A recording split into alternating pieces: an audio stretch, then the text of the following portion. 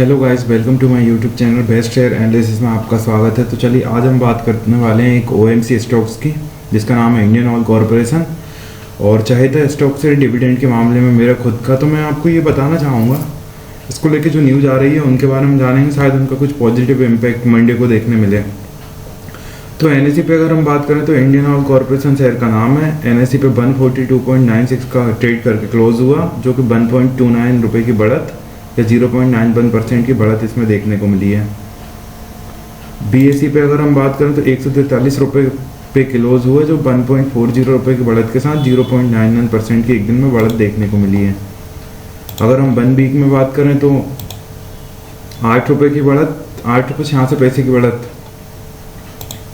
1 month में बात करें तो 14 रुपये 41 पैसे की गिरावट। 3 मंथ में बात करें तो 14 रुपये की गिरावट।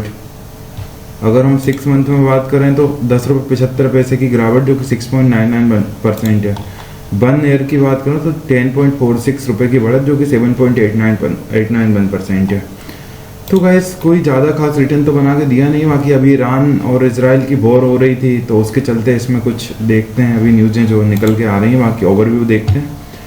जो कल का लो लगाया था वो 141.41 का था, जो कल का हाई लगाया था वो 144.10 का था। 52 वीक लो जो लगाया था 130 का था। 52 वीक हाई जो लगाया था 188.96 का था। मार्केट कैप की बात करें तो 2,01,934 करोड़ का है। लार्ज कैप कंपनी है, सभी को पता ही है। पी रेशो की बात करें तो 5.48 का है। पीवी रेशो बहुत शानदार है 1.02 का। इंडस्ट्री पी की बात करें तो 14.39। आप देखेंगे इंडस्ट्री पी की कंपैरिजन में थोड़ा सा सस्ता ही मिल रहा है स्टॉक आपको, मतलब थोड़ा का 3 गुना कम रेट पे ही मिल रहा है आपको। वैल्यूएशन काफ़ी अच्छी है इस स्टॉक की। अभी डेप्ट टू इक्विटी 0.74 का, आरओई रिटर्न ऑन इक्विटी बहुत शानदार है 12.62% का। ईपीएस 26.11 का। डिविडेंड यील्ड 2.05% है। बुक वैल्यू 139.82 है। फेस वैल्यू 10 की है। बुक वैल्यू की अगर हम बात करें तो 139.82, फेस वैल्यू 10। 139 और बुक वैल्यू के आसपास से ट्रेड कर रहा है। इससे सस्ता स्टॉक मिलना तो बहुत मुश्किल रहता है। रेवेन्यू की बात करेंगे तो क्वार्टरली इंक्रीज है, ईयरली इंक्रीज है। प्रॉफिट की हम बात करेंगे तो प्रॉफिट भी साल दर साल बढ़त ही शो कर रहा है।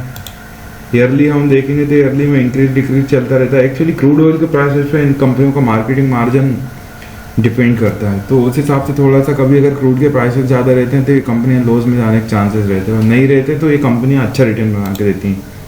नेटवर्थ की बात करें तो साल दर साल बढ़त देखने को मिल रही है। अगर शेयर होल्डर पैटर्न की बात करें तो प्रोमोटर्स के पास 51.50% की शेयर होल्डिंग है। पूरा स्टेक गवर्नमेंट ऑफ इंडिया के पास है। रिटेल के पास 29.81% का है।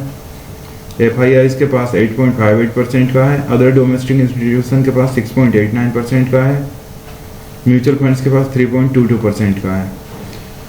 तो आप चाहें तो इस स्टॉक को अपनी वॉच लिस्ट में इंक्लूड कर सकते हैं। बाकी मैं कोई सेबी रजिस्टर्ड एनालिस्ट बिल्कुल नहीं हूँ, तो किसी भी फाइनेंशियल इंस्ट्रूमेंट में इन्वेस्ट करने से पहले अपने फाइनेंशियल एडवाइजर से सलाह जरूर लें।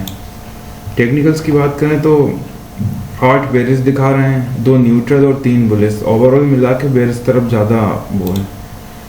इवेंट की अगर हम बात करें तो डिविडेंड भर भर के कंपनी देती है। आप देखेंगे 6 मार्च को डिविडेंड दिया 2 रुपये, 12 मार्च को डिविडेंड दिया 2 रुपये, 5 को दिया क्वार्टरली रिजल्ट। तो ये डिविडेंड तो शानदार कंपनी देती है, इसमें कोई शक नहीं है। बाकी इसको लेके जो न्यूज़ आ रही है उसके बारे में हम जानेंगे। IOC chairman states India is comfortable with crude and LPG supply एमिड best Asia war. IOC के चेयरमैन ने साफ साफ बोल दिया है कि इंडिया कंफर्टेबल है क्रूड के साथ और एलपीजी सप्लाई के साथ, भले ही वेस्ट में एशिया वॉर चल रही हो कोई फर्क नहीं पड़ रहा। मतलब diversified sourcing ensures stable supply. कई जगह से उन्होंने डाइवर्स करके मतलब खरीदना स्टार्ट करा है क्रूड, तो सप्लाई बिल्कुल बढ़िया है फ्रॉम वेरियस जोग्राफीज से। आईओसी एएस सानी जो चेयरमैन है एएस सानी, उन्होंने बोला है Qatar assures reliable energy supply to India amid west. ये देखो कतर ने भरोसा दिलाया है कि एनर्जी सप्लाई रहेगी India amid West Asia conflict. भले ही उनका कन्फ्लिक्ट चलता रहे वेस्ट एशिया में, कोई फर्क नहीं पड़ेगा। Emphasising freedom of navigation and commerce flow, India seeks restored shipments. Qatar supplies 45% LNG 20% LPG.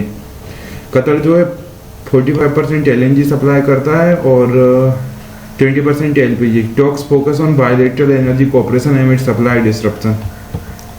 द्विपक्षीय एनर्जी कोऑपरेशन हो सकता है अगर सप्लाई डिसरप्शन ज़्यादा प्रॉब्लम हुआ तो। और IOC raises Tamil Nadu commercial LPG quota to 70% of original levels. Chairman AS Sani assures stable petrol, diesel and aviation fuel supply. सानी जी ने एश्योर भरोसा दिलाया है कि स्टेबल रहेगा petrol, diesel and aviation fuel supply. तो गाइस ये था। इसी तरह स्टॉक रिलेटेड न्यूज़ देखने के लिए हमारे चैनल को लाइक शेयर सब्सक्राइब करना बिल्कुल ना भूलें। Thank you.